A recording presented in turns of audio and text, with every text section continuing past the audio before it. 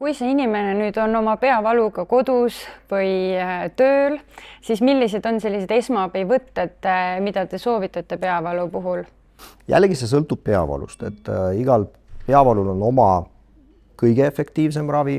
Et loomulikult, kui me räägime sagedasematest peavaludest, seesama pingetüüpi peavalu näiteks, siis seal isegi mitte alati ei ole vaja rohtu võtta, sest üks näide on pingetüüpi peavalu puhul, mis võib vallandada seda peavalu, on füüsiliselt passiivne eluviis, et inimene istub tundide viisi, sundasendis on või arvuti taga näiteks ja sellega kaasub siis õlavöötme kaelalihaste pinge, mis transformeerub pingetüüpi peavaluks ja sageli piisab sellest, et inimene tõuseb püsti, liigutab ringi või teeb natuke pea-kaela harjutusi ja peavalu läheb üle.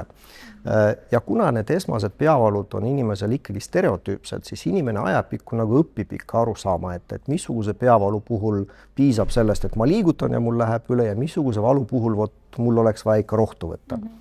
Tegelikult need hooravimid ehk siis farmakoteraapia ongi kõige efektiivsem võimalus, kõige efektiivsem raviviis, kuidas atakke kupeerida.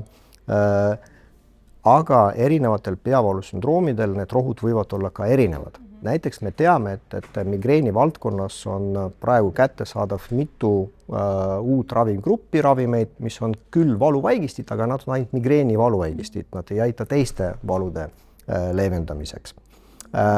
Nad on küll retseptiravimid ja see on võib-olla juba natuke laiem küsimus, aga tulles tagasi selle patsiendi enda abistamise juurde, ongi kõige olulisem jälgida ennast. Me enamasti soovitame või praktiliselt alati soovitame pidada peavalupäevikut, mis annab informatsiooni sageli mitte ainult selle kohta, missuguse iseloomuga on peavalu, vaid kui sage see on, kui sageli ma võtan valuvaigisteid näiteks ja mis mul võib vallandada peavalusid ja läbi selle inimene õpib ise ennast paremini aitama.